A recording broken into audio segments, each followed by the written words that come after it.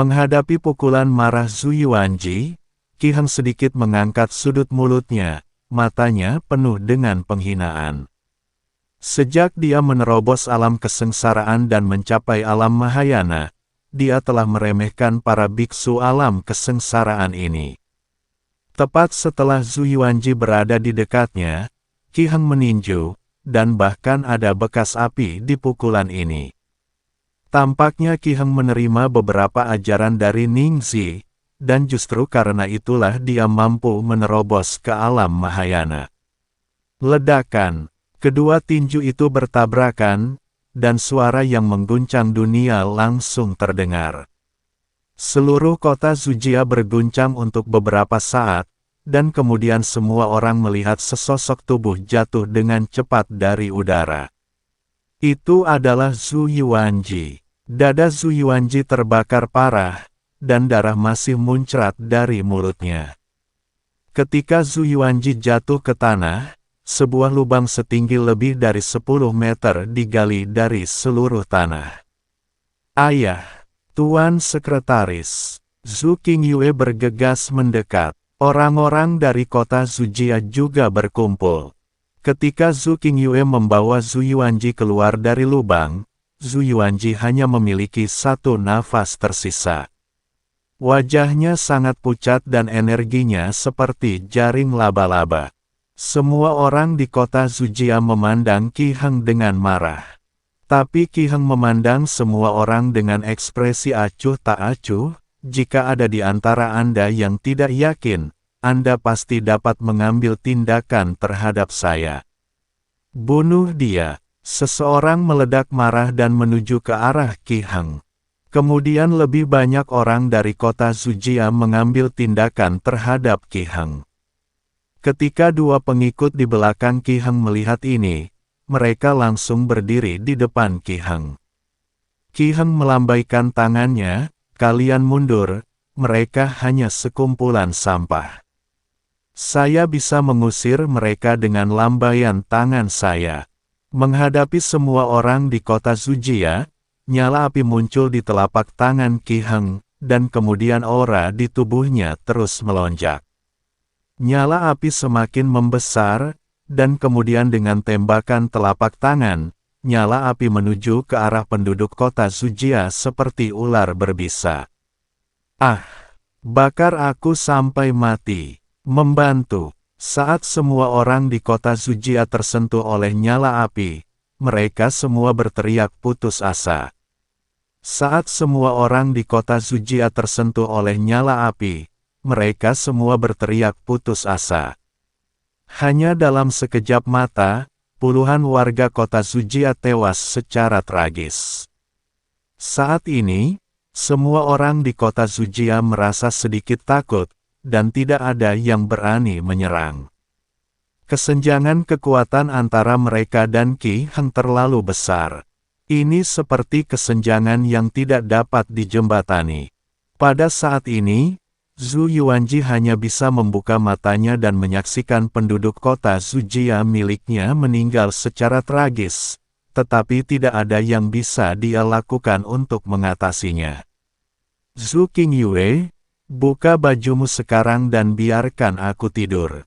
Mungkin aku bisa menghindarkanmu dari tumpukan sampah dari kota Zujia ini. Jika Anda tidak setuju, maka saya hanya bisa mengambil tindakan dan melenyapkan kota Zujia Anda." Qi Heng memandang Zhu Qingyue dan berkata. Zhu Qingyue memandang Qi Heng dengan marah, tetapi tidak bisa berkata apa-apa. "Nona kedua, jangan berjanji padanya, kami." Penduduk kota Zujia tidak takut mati untuk menghentikannya, tetapi sebelum dia bisa menyelesaikan kata-katanya, Qi Heng menembakkan cahaya spiritual dan langsung membunuhnya. "Zhu Qingyue, kamu harus memikirkannya. Sekarang aku akan memberimu waktu untuk memikirkannya. Selama waktu ini, aku akan terus membunuh orang-orang di kota Zujia kamu sampai kamu mengangguk." Setelah Qi Heng selesai berbicara, dia menembakkan telapak tangannya dari langit. Ledakan, Lusinan orang dari kota Zujia langsung musnah di telapak tangan ini. Meskipun mereka telah mencapai alam melampaui kesengsaraan, mereka masih tidak memiliki perlawanan sama sekali. Tidak mau melihat kematian tragis banyak orang di kota Zujia, Zhu Qingyue meraung keras. Tapi begitu dia selesai berbicara, Qi Heng menyerang dengan telapak tangan lainnya, dan lusinan orang dari kota Zujia menghilang lagi. Aku berjanji, selama kamu melepaskan penduduk kota Zujia kami, aku bisa membiarkanmu bermain sesukamu. Zhu Qingyue berkompromi, tapi ketika Qi Heng sangat bangga dan siap untuk merebut Zhu Qingyue, sebuah suara datang dari jauh. Apakah pria yang hanya berada di alam Mahayana tingkat pertama berani merajalela? Mendengar suara ini, mata Zhu Qingyue tiba-tiba berbinar. Tuan Chen, Tuan Chen. Zhu Qingyue berteriak keras, dan melihat sosok Chen Ping mendekat dari kejauhan. Semua orang di kota Zujia sangat gembira saat melihat penolong tersebut. Qi Heng mengerutkan kening dan melihat ke arah Chen Ping yang datang dari kejauhan. Dia tidak menyangka seseorang akan membuat salib. Tapi ketika Chen Ping mendekat, Qi Heng langsung tertawa. Seorang biksu tingkat ketujuh di alam kesengsaraan ada di sini untuk berpura-pura menjadi serigala berekor besar. Dan semua orang di kota Zujia langsung kehilangan kegembiraan setelah melihat keadaan Chen Ping. Kekuatan seperti ini tidak bisa menyelamatkan mereka sama sekali. Tapi hanya Zhu Qingyue yang masih sedikit gemetar, menatap Chen Ping dengan penuh semangat. Meskipun Chen Ping hanya berada di alam kesengsaraan tingkat ketujuh, kekuatan sebenarnya cukup mengesankan. Zhu Qingyue mengetahuinya. Nak, kamu hanyalah biksu kelas 7 di alam kesengsaraan, dan kamu berani ikut bersenang-senang. Apakah kamu mencari kematian? Qi Heng memandang Chen Ping dan berkata dengan nada meremehkan. Chen Ping mengabaikannya, tapi menatap Zhu Qingyue dan berkata, apakah kamu baik-baik saja? Zhu Qingyue adalah pacar Xiao Feng. Bagaimanapun, dinasti Xiao memperlakukan Chen Ping dengan baik, jadi Chen Ping harus melindungi Zhu Qingyue. Tuan Chen, saya baik-baik saja. Zhu Qingyue menggelengkan kepalanya. Melihat Zhu Qingyue baik-baik saja, Chen Ping mengalihkan perhatiannya ke Qi Heng. Ketika Qi Heng melihat Chen Ping, seorang biksu muda, mengabaikannya, dia langsung menjadi marah. Tidak bisakah kamu mendengarku? Jika kamu tidak ingin mati, menjauhlah dariku. Apakah kamu ingin ikut campur dalam urusanku? Aku tidak peduli kebajikan macam apa kamu. Qi Heng mendengus dingin. Sampah. Chen Ping baru saja mengatakan sampah. Sebelum Qi Heng bisa mengatakan apapun, cahaya keemasan melintas di matanya. Kepala Qi Heng terlempar tinggi, lalu dengan cepat jatuh ke tanah, lalu berguling ke kaki Zhu Qingyue. Kemudian tubuh tanpa kepala Qi Heng jatuh dengan cepat dan jatuh ke tanah, tertutup debu. Semua orang di kota Zujia tercengang saat melihat pemandangan ini. Semuanya memiliki ekspresi tidak percaya di wajah mereka dan mulut mereka terbuka lebar. Mereka tidak pernah menyangka akan menjadi seperti ini. Baru saja, Qi Heng adalah dewa pembunuh. Dia membunuh mereka semua dan Zujia Zhen tidak mampu melawan. Tapi dalam sekejap mata, dewa pembunuh ini dipenggal.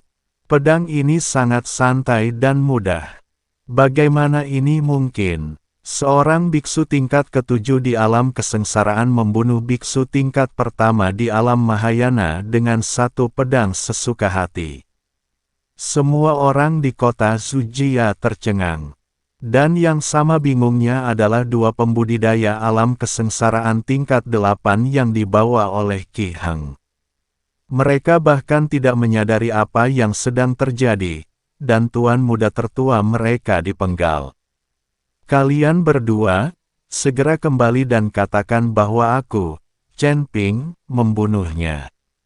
Jika kalian, kota Qijia, ingin membalas dendam, datang saja padaku.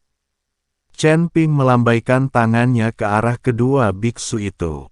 Pada saat ini, kedua biksu itu bereaksi. Ketika mereka mendengar kata-kata Chen Ping, tubuh mereka gemetar, dan mereka berbalik dan lari dengan tergesa-gesa. Mereka tahu bahwa Chen Ping adalah orang yang diburu oleh Demon Sealing Alliance dengan pengorbanan 100 tahun. Tubuh Chen Ping jatuh perlahan, dan Zhu Qingyue berlutut tepat di depan Chen Ping sebagai tanda terima kasih. Saat Zhu Qingyue berlutut, semua orang di kota Zujia juga berlutut. Meski banyak orang yang tidak tahu siapa Chen Ping, orang yang bisa membunuh Qi Heng dengan satu pedang jelas bukan orang biasa. Mungkin ada kekuatan besar di baliknya, sehingga kota Zujia dapat diselamatkan, dan mereka tidak perlu mengkhawatirkan orang-orang di kota Qijia. Zhu Yuanji, gubernur kota Zujia, berterima kasih kepada dermawannya karena telah menyelamatkannya. Zhu Yuanji juga menyeret tubuhnya yang terluka parah, lalu berlutut di depan Chen Ping. Chen Ping dengan ringan mengangkatnya dengan telapak tangannya, dan semua orang merasakan suatu kekuatan mengangkatnya. Ini hanya usaha kecil, tidak perlu berterima kasih. Chen Ping berkata dengan santai. Tampaknya membunuh Qi Heng semudah menghancurkan seekor semut. Tuan Chen, ayah saya terluka parah.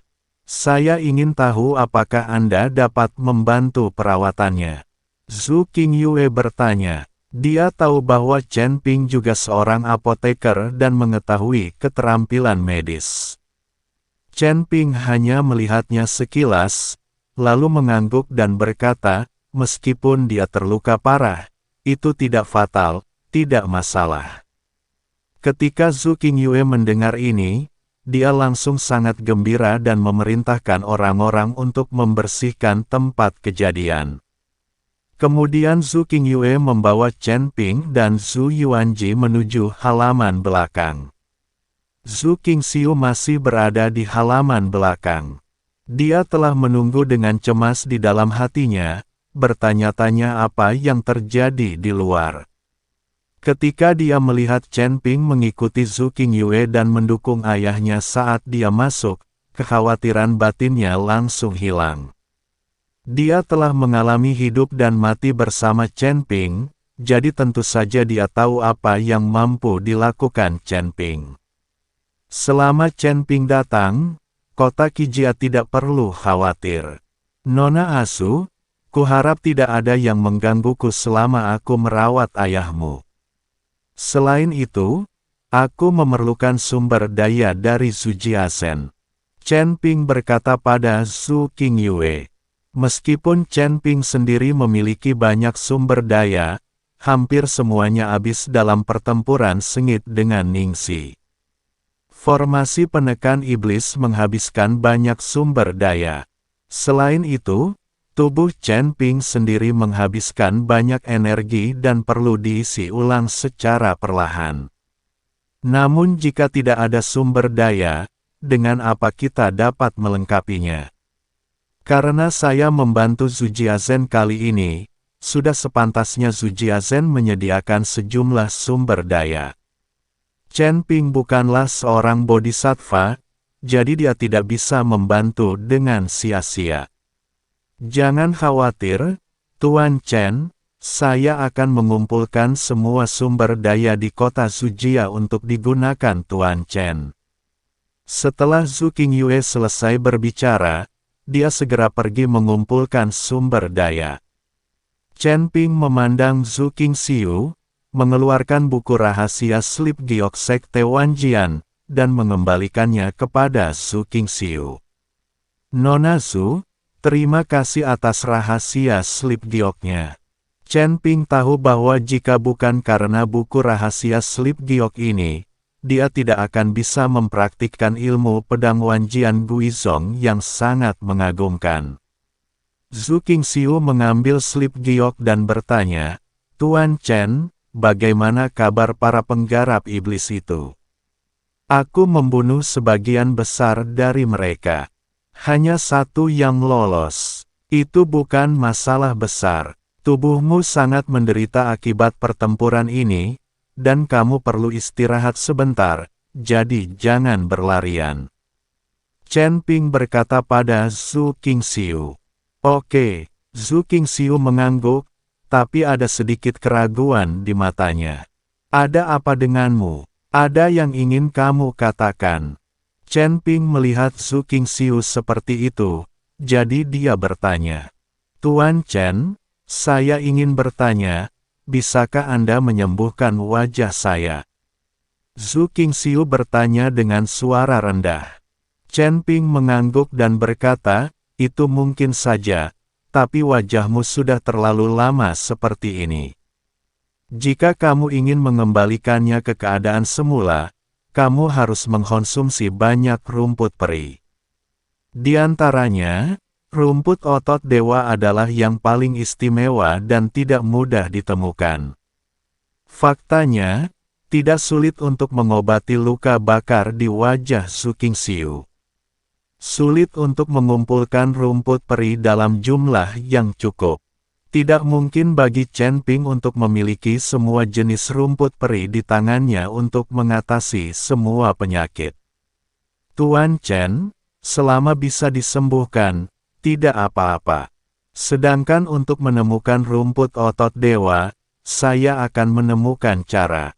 Zhu Qingxiu berkata dengan sangat bersemangat. "Selama Anda sembuh, maka Anda tidak perlu lagi hidup di bawah topeng."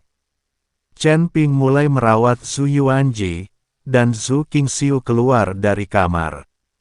Dia tidak ingin mengganggu Chen Ping dalam merawat ayahnya.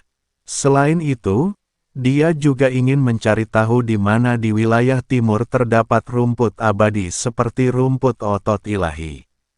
Zhu Qingxiu akhirnya memiliki senyuman di wajahnya. Bagaimanapun, setiap gadis menyukai kecantikan. Zhu Qingxiu juga berpikir bahwa dia dapat kembali ke masa ketika dia memiliki wajah cantik itu. Zhu Qingyue mengirim orang untuk mengumpulkan sumber daya dari seluruh kota Zujia. Ketika semua orang di kota Zujia mendengar bahwa itu untuk pengobatan Zhu Yuanji, mereka semua sangat antusias dan menggunakan semua sumber daya mereka.